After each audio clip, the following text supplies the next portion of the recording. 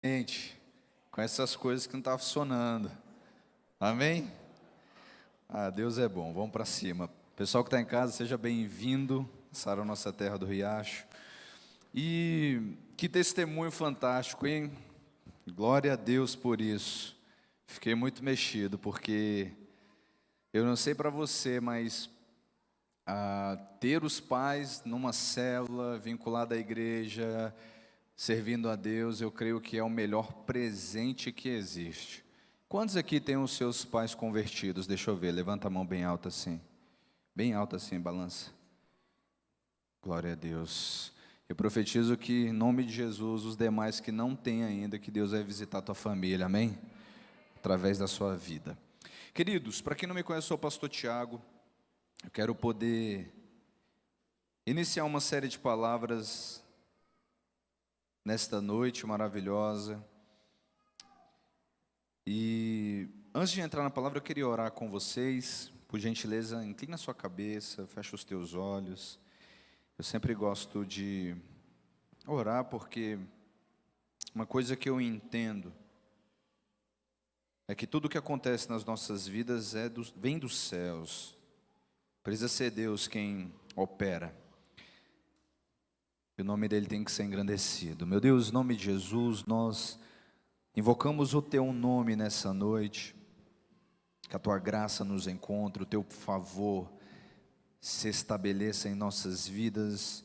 Ó Deus, que essa mesma unção que repousou sobre a vida da família do Vitor, Gabriel, possa ser dissipada sobre a igreja, ó Deus. Que os milagres, prodígios, maravilhas alcancem as nossas vidas. Que hoje a tua palavra seja uma palavra revelada ao nosso espírito, trazendo paz, trazendo ousadia e enfrentamento, para que nós possamos vencer os dias maus e permanecer de pé, permanecer fiéis, sabendo que Tu és o nosso Deus, o nosso Senhor e Salvador, e a nossa vida Te pertence. Abençoa todos que aqui estão, aqueles que estão em casa, que essa unção se estenda sobre as suas casas, que eles realmente vivam fervorosamente no Espírito Santo, e que a Tua palavra seja propagada aos quatro cantos desse mundo, em nome de Jesus. Amém? Glória a Deus. Queridos, hoje eu quero iniciar uma série de palavras com a igreja. Hoje eu vou dar só uma pincelada. E eu quero falar um pouco sobre as parábolas. Eu não sei quantos de vocês já estudaram sobre as parábolas, aprofundaram nelas, né? Ou às vezes só passou ali, folheou e foi para o capítulo após, e foi para o próximo livro. Eu também já fiz muito assim. E eu entendi que a palavra de Deus, além de ser lida, ela precisa ser estudada, meditada e aprofundada. Porque o conhecimento, ele abre todas as portas que o homem tenta fechar. Quero ouvir um amém? Principalmente o conhecimento da palavra de Deus, as escrituras, de quem nós somos, para onde vamos, né? Qual o poder que há no nome de Jesus, entre várias outras concepções que vêm do altar, dos céus. E eu quero falar um pouco sobre as parábolas. E a parábola que eu vou mais trabalhar com a igreja durante esse mês de novembro é sobre a parábola dos talentos. Então, a série que nós vamos dar início hoje é sobre um estudo sobre a parábola dos talentos. A imensidão, a profundidade, a gama gigantesca de bênçãos, milagres e maravilhas que Deus deixou disponível para nós, através dessas parábolas. Mas, antes de entrar, eu quero fazer um breve resumo sobre as parábolas em questão. Existem três ensinamentos, contextos, direções e orientações em todas as parábolas, se você for pegar para estudar e destrinchar cada uma delas. A grande verdade é que Jesus, ele sempre falou com um tipo de público, por intermédio das parábolas, para tentar trazer a imensidão que há nos céus. Para nós hoje, com tanta tecnologia, todo avanço tecnológico que nós vivemos, muitas coisas ainda nós não conseguimos nem contemplar na nossa mente, do tamanho do poder de Deus, do tamanho do infinito que há, né, numa palavra que vem do altar. Imagina naquela época. Então Jesus, ele usava as parábolas para fazer com que as pessoas começassem a pensar naquilo, a gerar uma expectativa, a gerar uma vontade de viver aquilo que elas não estavam vivendo. E isso é fé, querido. Entenda, Deus só age nas nossas vidas de forma plena quando existe uma expectativa. Se você olha para o seu casamento e você já perdeu todas as expectativas dele ser um casamento abençoado, um casamento que vai para frente, um casamento que vai dar certo, é muito difícil com que a palavra faça uma intervenção naquilo. Pastor, mas Deus não é poderoso e a palavra dele, ela sonda tudo? Sonda. Mas existe a fé que ela precisa estar alinhada àquilo que você espera. A expectativa de olhar e falar assim, tudo diz que não, mas eu creio fielmente que o meu Deus não falha e eu vou andar debaixo dessa palavra. Isso gera uma expectativa. Isso é a fé. E as parábolas, do modo geral, assim, num contexto, normalmente ela tem 3 enfoques. O primeiro, ainda não estou entrando diretamente, eu quero só trazer esse breve resumo para que você possa entrar comigo nesse cenário poderoso que nós vamos falar durante esses domingos. Então, um dos primeiros enfoques da palavra primeiro, ela revela princípios absolutos.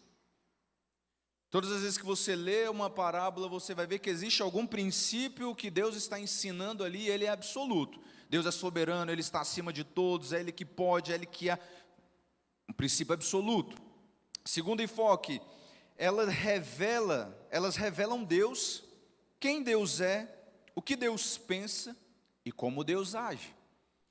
E por último, dentro desse parâmetro, elas expõem expressamente o que tem no coração do homem. Então, se você for ali se debruçar nas parábolas, 3 coisas que normalmente estão citadas nelas, elas demonstram ali de forma um princípio absoluto, a maneira que Deus age, pensa, né, a expressão dele acerca do ser humano.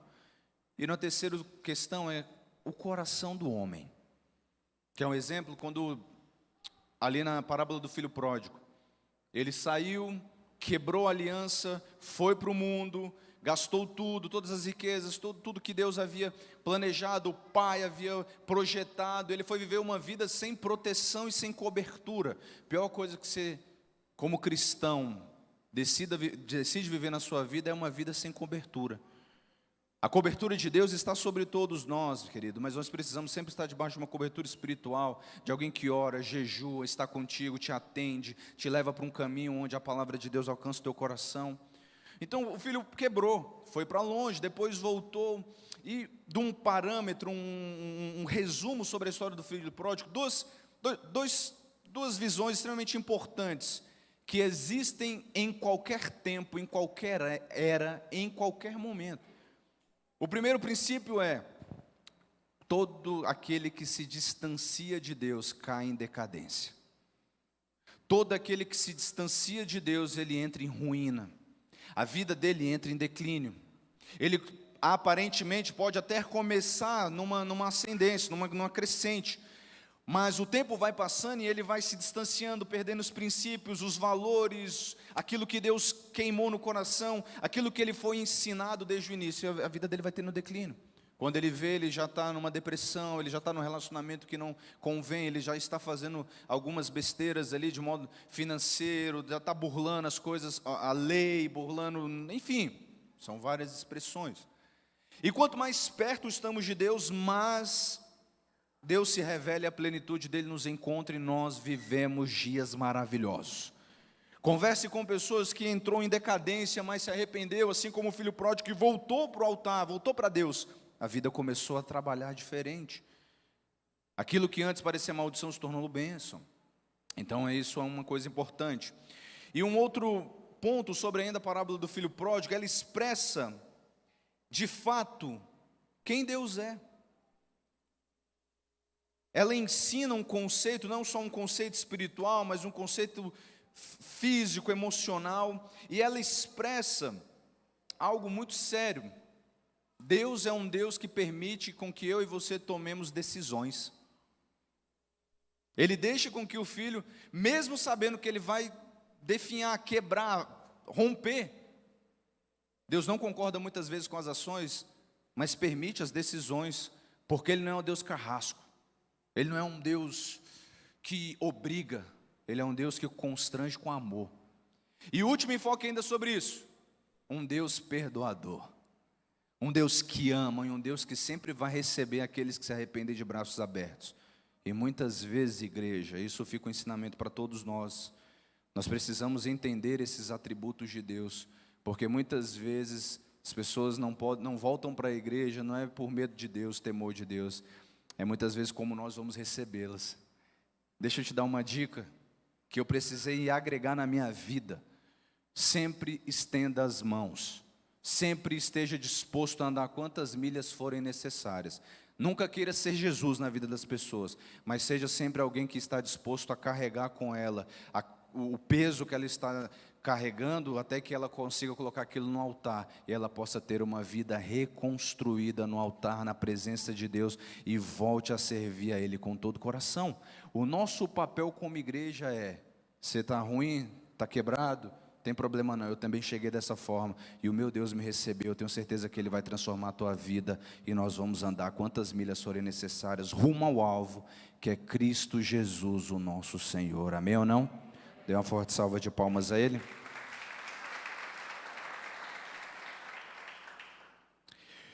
E dentro disso, desses 3 pontos que eu citei, que aparecem normalmente em todas elas, eu quero ler com vocês a parábola dos talentos, que está em Mateus capítulo 25, no verso 14. Eu iniciei essa palavra pregando hoje no culto da manhã, das 10. E eu quero poder aprofundar um pouquinho mais com vocês, no nome de Jesus. Aqui na parábola dos talentos, essa parábola ela fala muito sobre quem é Deus, sobre a mente de Deus, sobre quem de fato é o Senhor e sobre quem somos nós. Porque uma grande questão e um conflito humano muitas vezes é nós pensarmos que a nossa vida é nossa. É nós pensarmos que o que está sobre o nosso domínio é nosso. E isso em muitos momentos traz um conflito, porque dentro dessa parábola, eu quero que você preste bastante atenção, que nós vamos ler ela toda. O início dela, se você entender, abre a tua mente para a conclusão do geral. Então vamos ler juntos? Projeta para mim, por favor, Mateus capítulo 25, no versículo 14. Coloca na versão ARA, por gentileza. Tá bom? Ok, vamos ler comigo. Diz assim: pois será como um homem que ausentou-se do país, chamou seus servos e lhes confiou seus bens. Isso. Um deu 5 talentos e outro 2. E outro 1, a cada um segundo a sua própria capacidade. Fala comigo, conforme a sua capacidade. Deus sabe o tamanho do homem e da mulher de Deus que você é. E tudo que Ele confia na minha mão e na sua, Ele sabe que nós temos mais do que a capacidade para fazer aquilo acontecer. Quero ouvir um amém? Vira para o seu irmão e fala: não duvide do que Deus falou ao teu coração. Continua no versículo 16. O que recebera 5 talentos saiu imediatamente a negociar com eles, e ganhou outros 5. Segura aí um pouquinho, deixa eu tentar fazer aqui um paralelo. Primeira coisa, muitas pessoas leem essa parábola de uma forma não tão certa, e a língua portuguesa muitas vezes nos impede ali um pouco de compreender a imensidão daquilo que Cristo estava falando conosco. Primeiro, talentos na linguagem portuguesa, ela traz uma expressão de dons. A pessoa ela é boa nisso, ela se sobrepõe das outras porque ela tem esse tipo de habilidade. Talentos aqui muitas vezes está tipo assim, ela canta bem, ele sabe dançar, ele sabe, tudo que vai nas mãos dele, ele conserta, ele é bom no lidar, é uma pessoa talentosa, já viu essa expressão? Ele tem muito talento, teatro, né? Nossa, essa pessoa tem talento demais para o teatro e tudo. A língua portuguesa traz mais esse sentido, mas o talento aqui expresso não está relacionado a habilidades, aquilo que você consegue desenvolver, né? Ser autodidata, não é isso.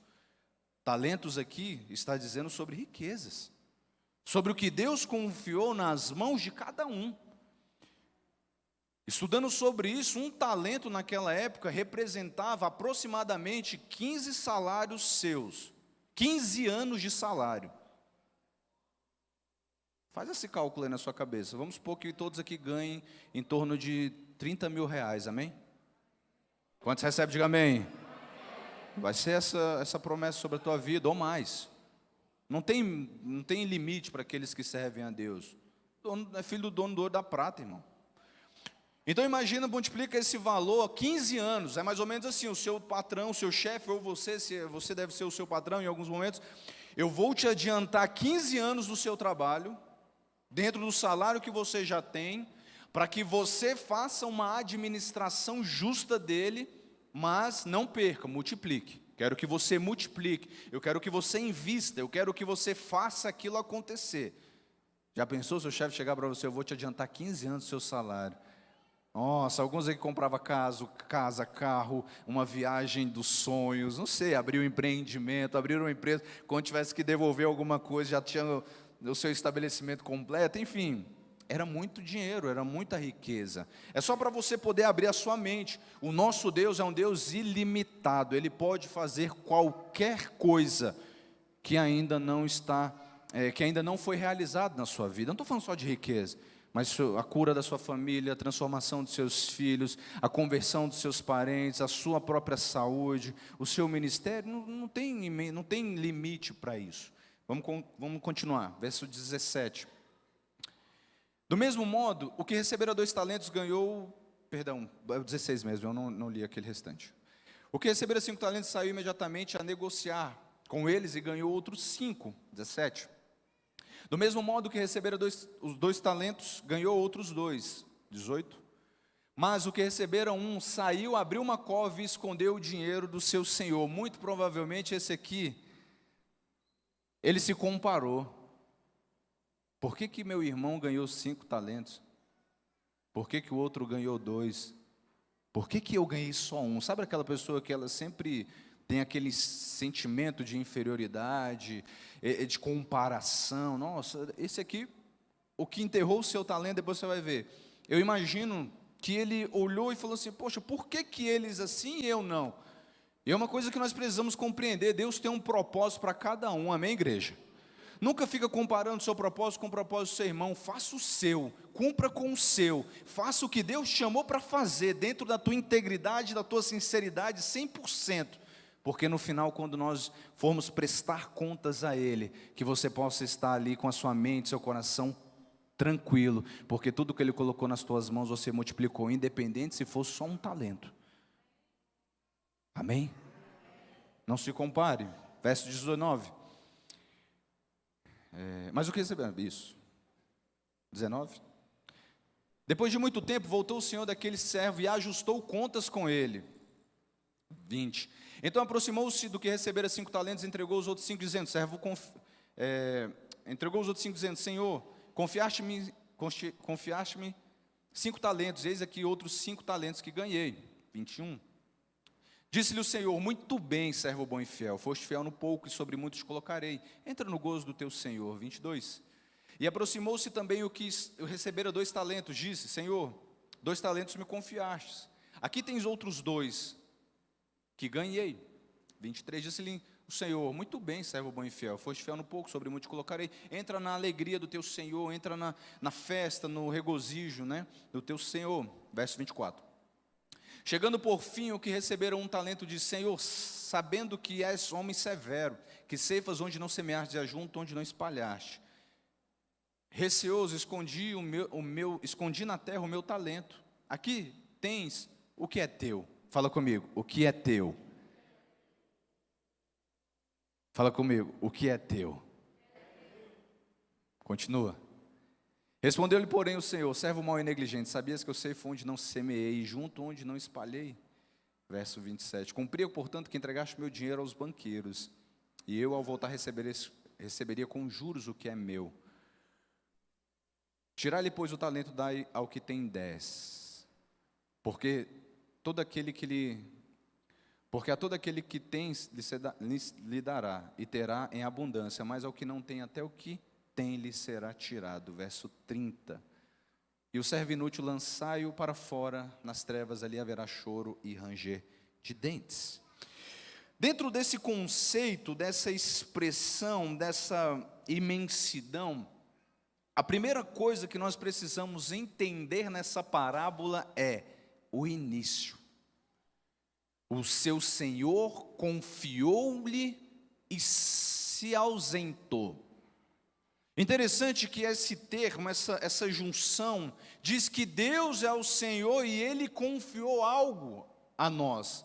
E nós precisamos ser bons administradores de tudo que Deus colocou nas nossas vidas. Eu iniciei falando que a minha vida não é minha, a sua vida não é sua, a nossa vida é dele. Até o fôlego que foi soprado em nós não nos pertence.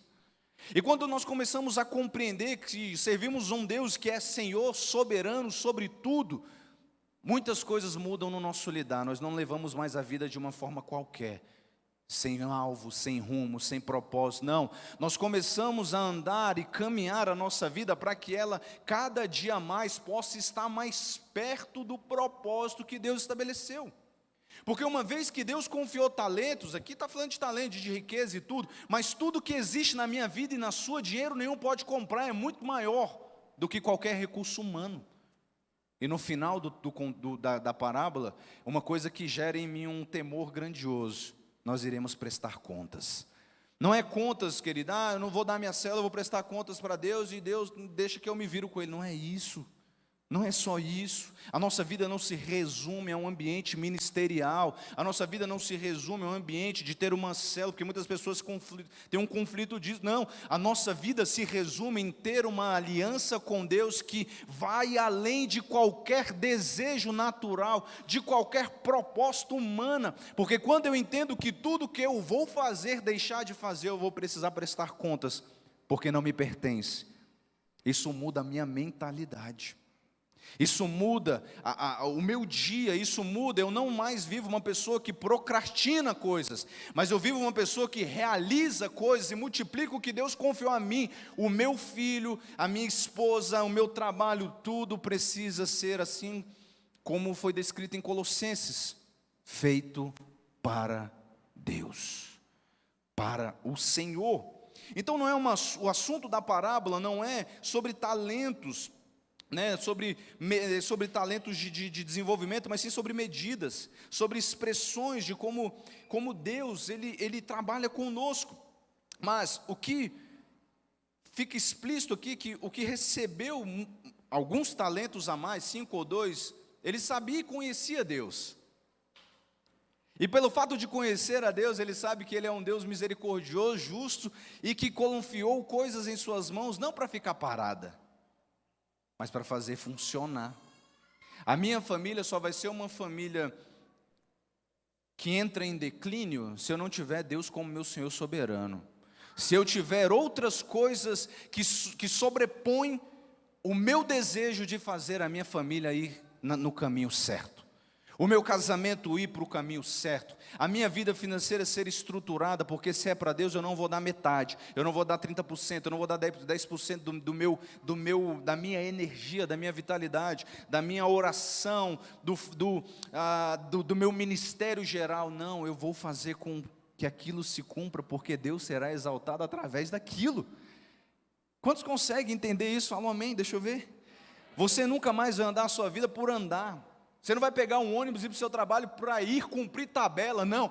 Você vai fazer com que aquele lugar, aquele momento, aquele ambiente, onde você entrar, Deus será exaltado e glorificado, porque se Ele te confiou um talento, às vezes seu trabalho é um talento, Ele quer que você não só trabalhe, mas Ele quer que Deus seja exaltado através do seu trabalho. Ele quer que o próprio Deus seja exaltado através da tua conduta, de você ser um cristão verdadeiro em todos os ambientes, não um cristão verdadeiro na igreja, não, mas no seu trabalho, na sua casa, com a sua família, aonde ninguém te vê, que Deus seja glorificado. Isso é algo que nós precisamos andar debaixo disso. Então a parábola ela é muito séria. O ponto de partida aqui não é a riqueza, mas sim quem é o dono. Quem é o dono de tudo, quem é o dono do que temos, do que pertence muitas vezes a nós, de um modo bem simples de falar, é Deus. Deus é o dono da minha família, Deus é o dono da minha vida, Deus é o dono da minha casa, Deus é o dono da minha saúde, Deus é o dono do meu casamento, é dele. E tudo que tem nesse mundo vai voltar para Deus, irmão. Abre comigo o Eclesiastes capítulo 12. O pessoal da mesa hoje vai ficar louco comigo, que eu esqueci de passar os versículos para ele. Eclesiastes capítulo 12, no versículo 7. Aqui é um texto bem poético, né? Mas, olha que grandeza que tem nessa expressão. Eclesiastes capítulo 12, versículo 7. Deixa eu ler aqui na NVI. Diz assim: o pó volta à terra, de onde veio, e o espírito volta a Deus que o deu. Pastor, eu pensei que a minha vida era minha, por isso que eu faço dela o que eu quero. Ô querido, você poderia ter vindo em outro culto, mas você veio no culto que eu vou te dizer que a vida não é sua. Deus te deu a vida com muito amor, com muito entusiasmo, para que a sua vida seja uma expressão do seu amor por Ele, para que a sua vida seja um exemplo do quão maravilhoso Ele é. O fôlego de vida, até o fôlego voltará para Ele. Por isso que o querer e o realizar vem de Deus. Por isso que o querer e o realizar, ele vem do alto. O que muda quando nós entendemos que tudo é de Deus? Quem é que já pegou alguma coisa emprestada? Deixa eu ver. Né? Um negócio assim, parece que é uma lei que existe, que tudo quando você pega emprestado parece que coopera para dar errado, né? Some, quebra, arranha, perde. Alguma coisa não sai, não funciona da maneira que deveria, ou não é? É um negócio meio esquisito. Mas eu sei que você, assim como eu, quando porventura peço alguma coisa emprestada, né, eu até me policio muito para chegar nesse período. Se chegar é porque realmente eu não consegui de nenhuma outra forma. Você cuida daquilo com muito zelo. Da mesma forma que quando nós entendemos que tudo é de Deus e que nada me pertence, a partir do momento que Cristo morreu na cruz e Ele trocou a vida dele, Ele tomou a minha morte para que eu pudesse viver a vida dele, eu entendo que aquela vida não mais me pertence, porque eu estava morto, e eu preciso fazer com que a vida que Ele me deu faça valer, que ela possa valer a pena. Então, quando você compreende, eu compreendo isso, duas coisas acontecem de imediato. A primeira delas, aumenta o temor e a responsabilidade. Nós não andamos mais como pessoas errantes, sem rumo, sem propósito, não. Aumenta o temor. Poxa, eu olho para o Calé hoje e eu falo, meu irmão, esse pequeno não é meu. Ele saiu, né, de uma junção do meu amor com o amor da minha esposa, por um propósito maior que é de Deus, mas ele não é meu. E pelo fato dele estar emprestado a mim, é até difícil falar isso, né? O coração ele dá uma mexida. Mas quando eu entendo que eu preciso doar o meu amor, a minha atenção, ensiná-lo, corrigi-lo, discipliná-lo, e entre vários outros princípios, o maior deles é que ele seja mais apaixonado por Deus do que por qualquer coisa que exista. Porque se ele é de Deus, ele precisa compreender que Deus é o único, que Deus é soberano, e que Deus precisa ser exaltado através da vida dele. Então isso gera em mim um temor, de ter mais cuidado no dia a dia. A pregação não é o que eu falo aqui para vocês, mas é o meu cotidiano com ele. Quando eu estou chateado, às vezes quando eu estou irado, ou né, mexido com alguma coisa, porque como você também passo por muitos conflitos. Quando eu vou tomar uma decisão e a carne grita, opa, Espírito, toma posse de mim.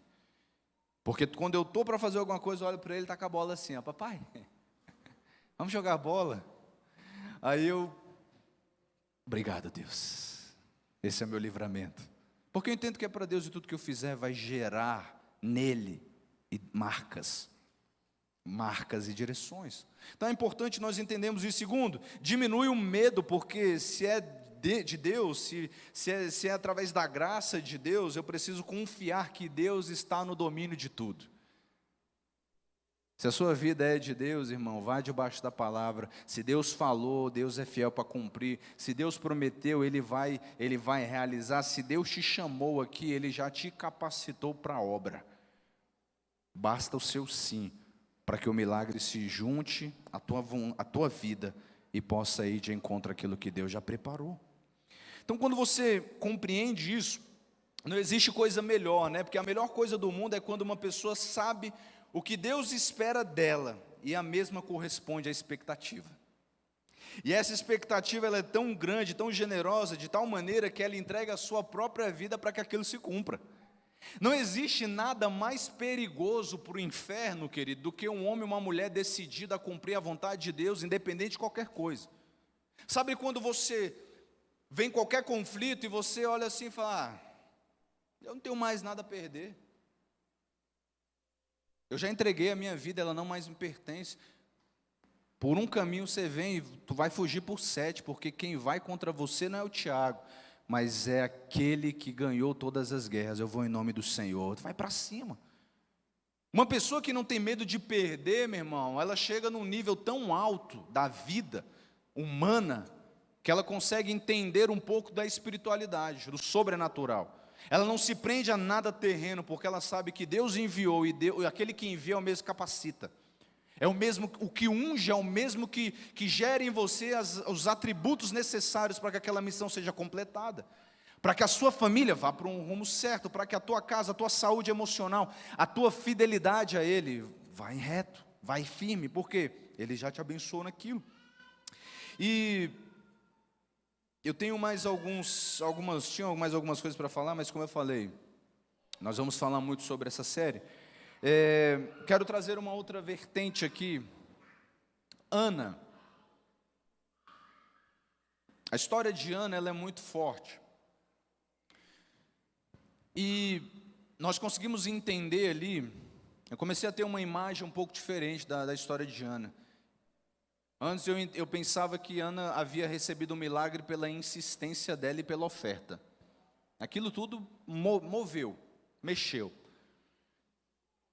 Mas eu entendi que o milagre que é Samuel só foi gerado na vida de Ana, não foi por conta dela simplesmente fazer uma oração com amargura de alma, né? Aquela oração rasgada, aquele choro, né? Já viu aquele grito que você, quando você está chorando assim, que você quer dar um grito de liberdade, a voz chega, falha? Eu imagino que esse é a amargura de alma. Ana, ela teve um paralelo, né, sobre essa questão. Enquanto Ana orava para mostrar para as pessoas que queria ter um filho, ou seja, quando o filho ainda era para uma expressão de um troféu. Não, eu tenho um filho, ó, você não tem. Porque Ana foi subjugada, vou dizer assim, tanto tempo sendo açoitada emocionalmente por Penina. Penina era uma das outras mulheres do seu marido, que tinha tantos filhos. Ela multiplicava, ela gerava. Ana, em consequência disso, não gerava fruto algum, não gerava filho algum. E eu não sei vocês, mas de um paralelo hoje, as mulheres, quando elas compram uma bolsa legal, outras mulheres vêm e falam, nossa, que bolsa, nossa, que sapato, uou, que maquiagem belíssima, uou, você fez a sobrancelha. E assim, mulheres conseguem ver isso, os homens, você tem que falar. Porque homem é bicho do mato, vou dizer assim. A gente não consegue entender muito essas coisas, uma coloração para homem é só assim, é preto, azul, cinza, é só cor assim. Azul celestial, azul marinho, não sei das quantas, púrpura, não sei do que. Homem não, assim, pelo menos a grande maioria que eu converso não sabe, né? Então, mulheres não, a mulher sabe. Que você trocou o sapato, que você colocou um brinco, uma maquiagem diferente, que você fez a maquiagem que a menina lá do blog ensina, que a outra que tem uma base, a base não sai nem com água, eu fico imaginando como é que lava esse negócio. E aí é um negócio assim, o homem fica com a cabeça em parafuso com esse negócio. Eu fico imaginando se é igual tinta, ele estava pintando a igreja, né? E tem coisa que não sai com água, ele tem que tacar tine. E eu fico, misericórdia, que produto é esse que passa para tirar? Porque se for forte igual essa tinta louca aqui, não sai de jeito nenhum, né, Ramon? E fica um cheiro e rasga e queima. Mas enfim, voltando aqui, as mulheres entendem, elas olham e falam, nossa, que sapato legal, que bacana, combinou e tal, fera, combinou com seu sobrancelho, seu cabelo, ficou fantástico, nossa, maravilhosa, linda. Homem não entende isso. Mulheres, você chegar em casa, você fez a sobrancelha, fez o cabelo, o corte, penteou de outro lado e tal, e você chegar para o seu marido e falar, e aí, amor, gostou? Ele vai, cara, vai gerar uma crise no coração dele. Você vai gerar uma crise existencial, porque ele vai pensar o seguinte, cara, será que hoje é o nosso aniversário de alguma coisa? Meu Deus, deixa eu pegar o calendário, hoje faz 10 anos que a gente está junto. Não, essa data eu sei. Né? Ele começa, ele fica, massa, pô, fantástico, né? Top, incrível, né? O homem fala assim, às vezes é de poucas palavras, porque realmente falta isso. Ensina as nossas vidas, mulher, a gente precisa de ensinamento para eles. Alguns, né? Tem gente que é mais, sei lá, consegue fazer essa divisão. E antigamente, o que mostrava para outras pessoas que aquela família era abençoada, que aquele casamento era frutífero, que a bênção de Deus estava sobre aquela casa, que a promessa estava se cumprindo, eram filhos. Por isso que eles tinham muitos filhos. 3, 4, 5, 10, 15, 20, 25. Imagina hoje, você entrar na igreja, essa mulher é próspera, aí entra ela e 10 filhos, 20 filhos. Glória a Deus, Deus o mesmo que abençoou, é o que vai abençoar financeiramente, amém? Falei para a Lud, se ela tivesse fé, a gente ia formar os 12. Aí depois do Calé eu pensei melhor. Ele é bem agitado. E Ana, ela queria o filho para mostrar, meu sofrimento acabou. Meu sofrimento, está aqui o meu troféu. Porque a Penina ficava apertando ela. Mas quando ela mudou a expressão e a motivação do milagre, tudo mudou. Frase clichê, fala comigo, quando eu mudo, tudo muda. Se você está em crise com alguma coisa que está acontecendo ao seu redor, seu trabalho, sua família, aquilo te irrita muito, sinto te dizer, o problema não está fora, o problema está dentro. Muda dentro, que obrigatoriamente fora vai ter que ser transformada, amém, igreja?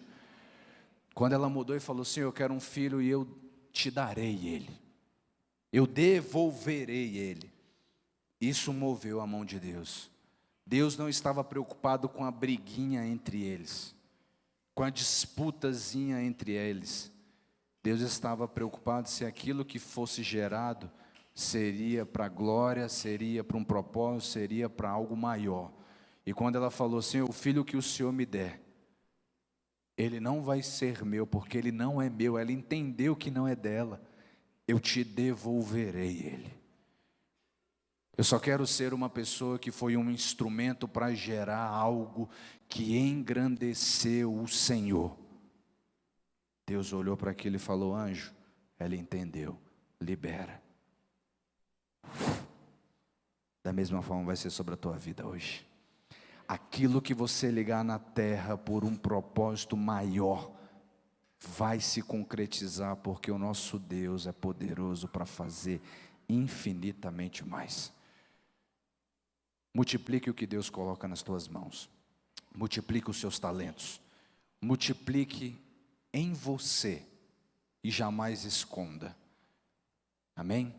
Nós vamos dar continuidade nessa série em outros momentos. Quero te pedir para que você possa fechar os teus olhos. Inclina a tua cabeça, querido. Eu quero que você faça uma oração hoje que você nunca fez, ou que faz muito tempo que você fez essa oração. Coloca a mão no teu coração e fala para Jesus, fala, Deus, eu sou teu. Eu sou totalmente, eu sou completamente teu. Meu Deus, eu não tenho nada nesse mundo, eu não tenho nada que encha mais os meus olhos do que fazer a vontade que o Senhor me chamou para fazer. Meu Deus, toma em tuas mãos a minha família, toma em tuas mãos o casamento que o Senhor confiou. Ele vai frutificar. Meu Deus, toma a empresa, coloca nas tuas mãos. Eu irei ser o administrador bom e fiel, o servo bom e fiel. Eu não serei lançado nas trevas pela minha negligência. Não, Deus, eu serei aquele que multiplica. Assim como Davi cuidou das ovelhas em anonimato, o Senhor o exaltou e colocou em evidência como rei, porque ele foi fiel no pouco e o Senhor o colocou sobre o muito. Meu Deus, visita todos os que aqui estão. Eu não sei em qual área que está longe, está fora do projeto, mas de uma coisa eu sei: o Senhor é dono desse projeto. O Senhor é dono desse projeto. E pelo fato do Senhor ser o dono, nós iremos dar tudo de nós para que o projeto possa ir para frente. O Espírito Santo vai visitar agora o teu marido, tua esposa, aqueles que estão distanciados, aqueles que estão em conflitos, em dificuldades. Deus visita ele agora. Deus visita agora as tuas finanças que estavam em declínio, porque você não tinha esse zelo e nem mesmo os princípios. Você gere os princípios agora. Deixa Deus construir um princípio maravilhoso dentro do teu coração, e que a unção dele seja tudo o que você mais deseja, em nome de Jesus.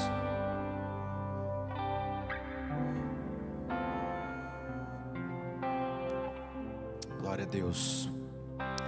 Quero fechar esse momento te desafiando financeiramente. Faça uma oferta hoje. Pastor, eu entendi que tudo é de Deus, e mesmo se eu ofertar, Deus vai me abençoar.